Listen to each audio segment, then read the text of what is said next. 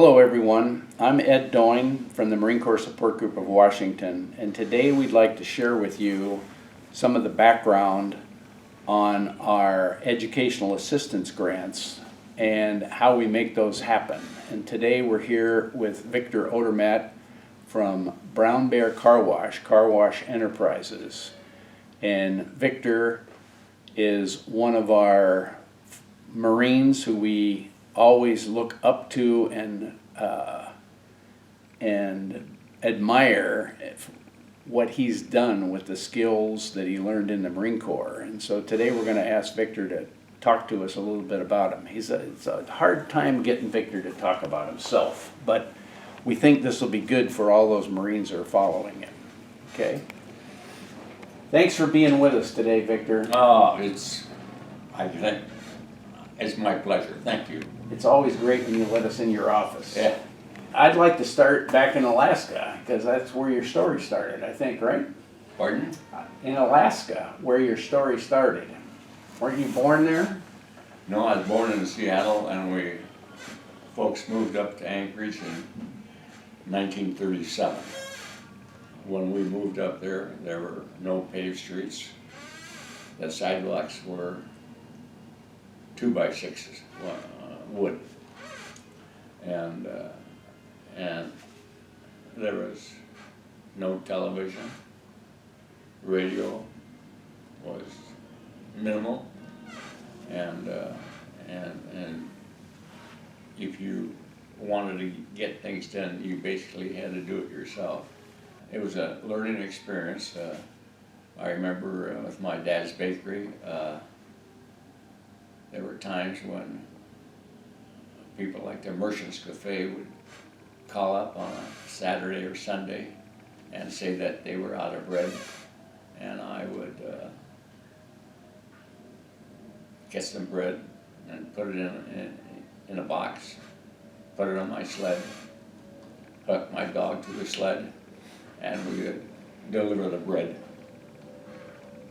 a dozen blocks or so to downtown Anchorage. And it was there that I learned that I had to work before I could play. Yeah. For my dad's bakery, I had to operate the bread slicer and the wrapping machine. And I learned to work at an early age. And then in 1945, my dad sold the bakery, and we moved to Seattle. I didn't want to go to a public school for whatever reason, and I liked Lakeside, so I enrolled at Lakeside, and that was a great school. From there I went to the University of Washington, enrolled in the NROTC. Mm-hmm. The Korean War was on the verge of starting, and I wanted to become an officer rather than an enlisted man. The junior year, between junior and senior, I had an opportunity for the summer cruise with the Navy to spend 6 weeks aboard the Missouri. But anyway, I was disappointed with the discipline and the order aboard the Missouri. And when I got back to Seattle, I went to see the captain of the NROTC, and I told him I'd like to switch to the Marine Corps. I went home to my father, and I told him I was no longer in the Navy. I was now a member of the Marine Corps. And my father said to me, "I never thought I'd have a son as stupid as you." And he didn't talk to me for 6 weeks. But I wanted to become a Marine because of the discipline I saw in a couple of movies. One was Wake Island, Yeah. and the other was Guadalcanal. So I graduated from the University of Washington, and my sister had lent me $600 so I could buy a 1949 Ford, and I drove across the country. So I remember one night in the cold night of December that we were in a field maneuver and I was in a foxhole, and it had to be below 30 degrees, and I was literally freezing. There was nothing I could do to warm myself up. And so I said, Vic, what the mind believes the body can achieve. You are no longer cold. You are warm. And lo and behold, within the hour, I was no longer cold. And that was a lesson that I learned in the Marine Corps. And of course, after the 15th SBC basic class, I was transferred to California, and in California became a member of the 7th Engineer Battalion. I was given command of the maintenance platoon for the service company, and in the next year and a half, I was also made legal officer for the battalion. I was assigned for 3-4 weeks to Treasure Island to attend an ABC school, and that made me the atomic, biologic, and chemical officer for the battalion, where I could hold classes and talk to the people about the dangers of all 3 subjects. So between being a legal officer, being an ABC officer, and platoon commander, when the major was transferred, the last few months of my Marine Corps career, they also made me company commander because I was going to make the Marine Corps my career. But during those last 2 months of the Marine Corps, one of the other officers received a bad fitness report. At that time, there were fitness reports, at least to my memory, every quarter. And this officer received a bad fitness report was because he had refused to dance with the colonel's wife at a Marine Corps function. And I was aware of the necessities to be very social. And then my father and mother gave me 2.5 acres that they owned in Anchorage, Alaska. And when the Marine Corps offered me a regular commission and I could have a choice, I decided that my social graces were judged upon, and I wanted to be judged upon my physical performance. And so I decided, rather than waiting for other people to decide what I should do or what I should be, I wanted to decide what I could be and what I should be, starting with 2.5 acres in Anchorage, Alaska. So I left the Corps. I went to work for the Union Oil Company, and after a year and a half of the Union Oil Company, I at that time was the leading salesperson for Union Oil, and I was 25 years old, and I decided I wanted to be in command of my life. And Union Oil had a subsidiary company called Westway Petroleum, and Westway Petroleum had some service stations, and I took one station that was offered to me at 1800 15th Avenue Northwest, which today is my largest car wash. and worked 7 days a week, 14 hours a day. No vacations, no time off. After 2 years, there was a car wash down the street that was going to be destroyed, and I had been washing customers' cars that we serviced. Either did a tune-up or a lube job. I would wash their cars as a bonus for the customer to develop their loyalty. So I thought, well, maybe I can move that car wash onto my site. And I went to the people that owned the car wash and asked them if I could buy it. And they said, you can. And what's the price? $1,500.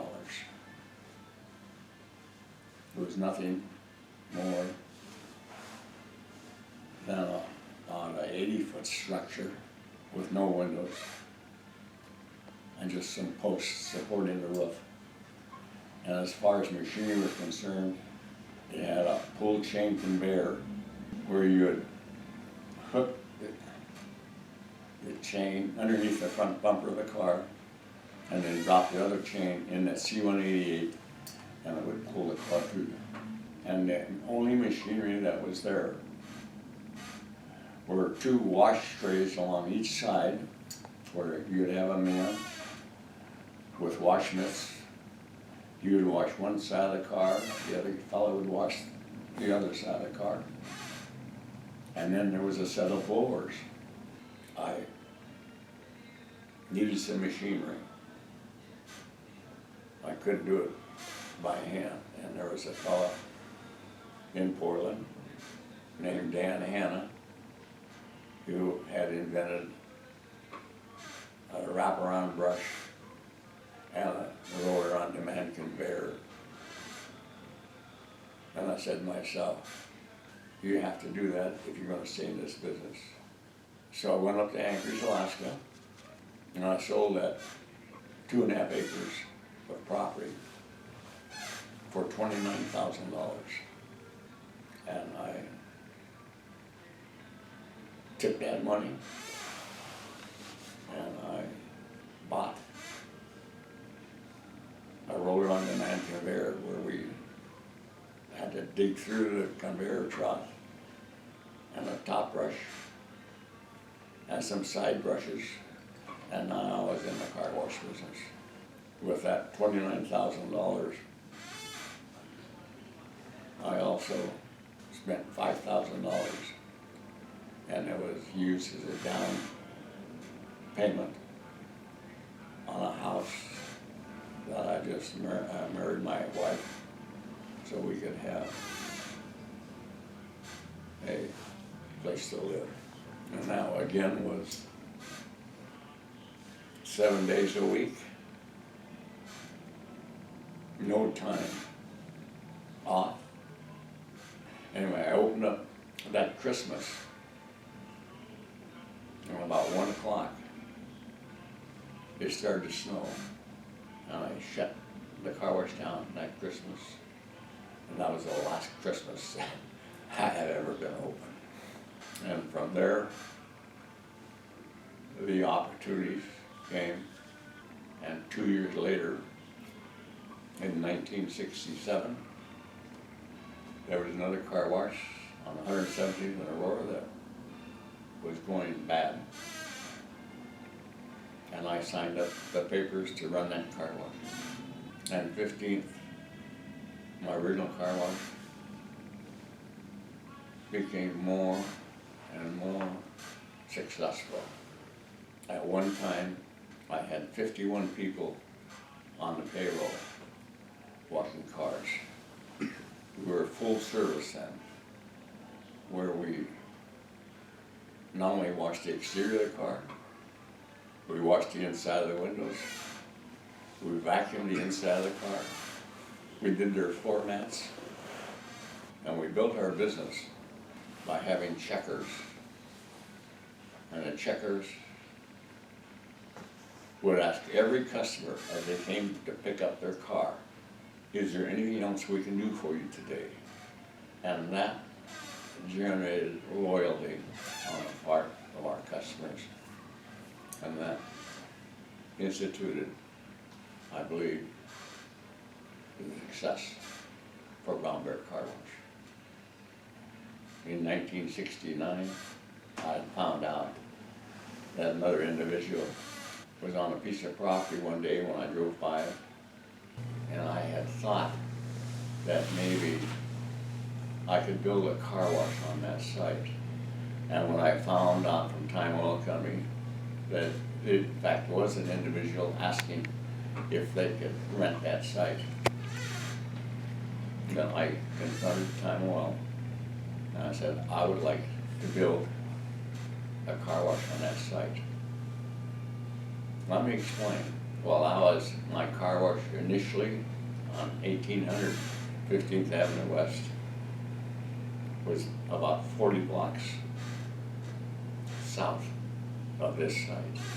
And the reason I wanted to build on that site, despite the proximity to my first site, was that something happened there in the last year, and that was Dan Hanna coming out with this sophisticated car wash equipment that introduced the exterior only car wash concept to the industry.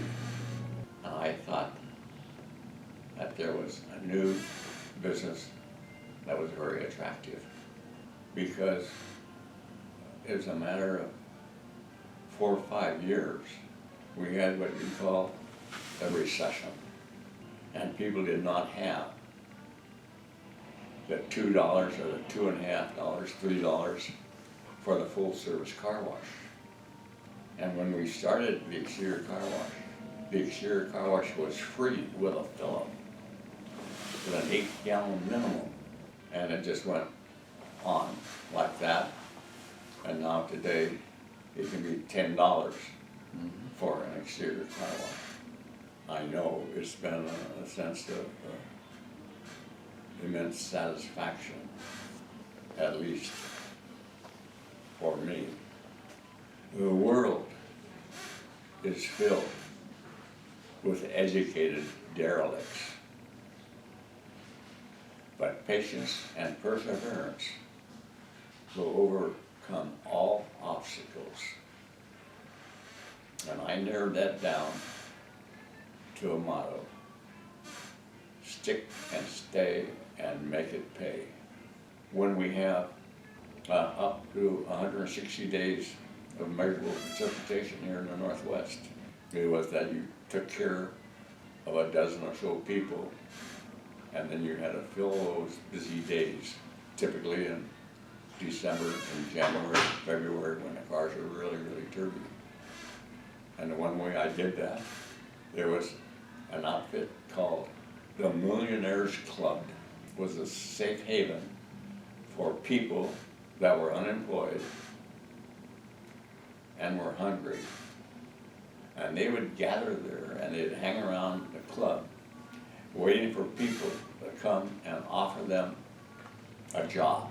And I can recall many days going to the Millionaires Club 2 or 3 times a day to bring 1, 2, 3, 4, 5 people down and then teach them how to wash the car.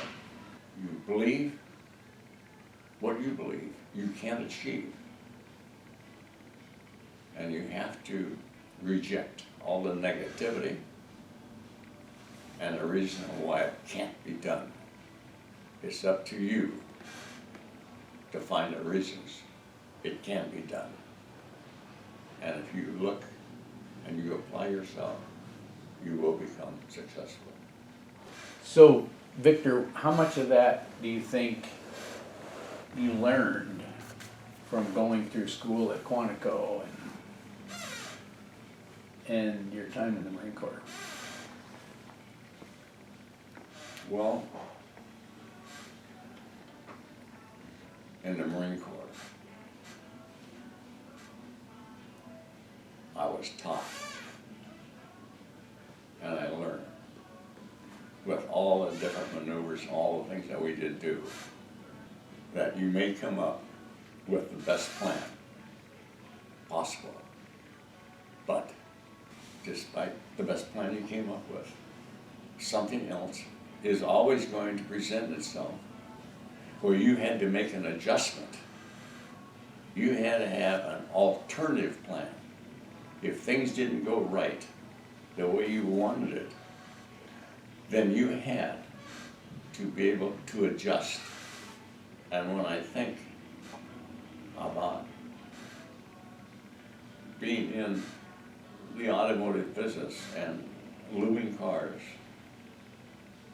changing oil, doing the brakes, and doing the tune-up, but I was restricted with the amount of business that I could handle. The first year or so, I would dare say that we didn't wash 1,000 cars a month. But because of the advent of car wash equipment, primarily designed by Dan Hammond, within a matter of 5 years, we were doing 50 cars an hour, thousands of cars a month, from 1,000 cars a month to 10 and 15,000 cars a month. And it was that reward that we were given by investing time and money and energy into making it more productive. And that was the story of Brown Bear Car Wash. Let's talk for a minute, Victor, about people, because one of the things I think Brown Bear is famous for is the longevity of your people. And I wonder, with the way people jump around from job to job to job now these days, what's the secret of keeping your good people? When I was 7, 8, maybe 9 years old, going to Sunday school at the Lutheran Church in Anchorage, I was taught something that I've never ever forgotten, and I believe with all my heart, and that is, you treat people like you would have them treat you. And I felt that it should be a win-win situation, that we're all in it together. There should be no such thing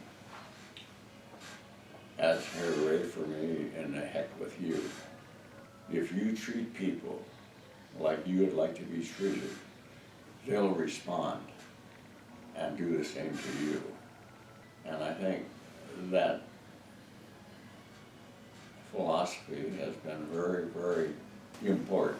I can recall when I was starting out, there were times when I paid the employees that I had a very difficult time putting food on the table for my wife and my children, because I needed them if I was going to be able to take care of the customer. And I thought it was a short-term pain for a long-term gain by being able to take care of the customer, because they'll be back if I did not take care of the customer. The customer would find someplace else to go or do it himself. And again, no pain, no gain. And you have to weigh whether you are willing or not to make whatever sacrifice to be successful. Do you want to be a winner, or do you want to be a loser? That's your decision to make. And how would you equate that Sunday school lesson to your experience in the Marine Corps, taking care of your Marines? In the Marine Corps, I had one corporal who really, really stood out. He had been drafted. I was so impressed with him. I had to ask him, why was he in the Marine Corps and the corporal? He said, it was my choice. He says, I have a PhD, but I cannot accept the responsibility for being responsible for people that you have to be responsible for. That is just not something I am comfortable with. I'm responsible for myself, but no one else. It's the camaraderie that the Marine Corps taught me. You are really dependent on how the people who are under you perform. So I would guess the Marine Corps taught me that you're not alone. You are a group, and each one of you depends on the next man. You do not disregard loyalty. You take care of each other, and they'll take care of you. Well, Victor, we've taken up a lot of your time, and I know that you didn't want to do this, but I just think it's so inspirational for people to see that story and realize that the time they spent in the Corps helped shape them, and the things, in addition to what their parents have taught them and what they've learned in school, that there's nothing they can't accomplish if they use that persistence and patience and keep pushing. Oh, absolutely. You know, it goes without saying. Yeah. It really, really, really does. You know, I remember in the Marine Corps one time, you know, we were on an expedition field in the middle of the night, and a couple other people were in their foxholes and they were sound asleep. And here come the aggressors. We learn as much as you're tired, you stay awake. Mm-hmm. You know, it's kind of the self-discipline that's required to be successful has to be utilized by the individual. This thing about just going with the flow only goes so far. Mm-hmm. The individual has to utilize his own capabilities to achieve what he wants to achieve. And that's why I got out of the Marine Corps, was because of the fact that I did not want my performance to be graded on my social attributes. I wanted it to be graded on my performance. Mm-hmm. And I think there are so many people out there that are yes people. They agree with everything all the time. But I don't think you can do that and be successful, because not everything is a yes thing.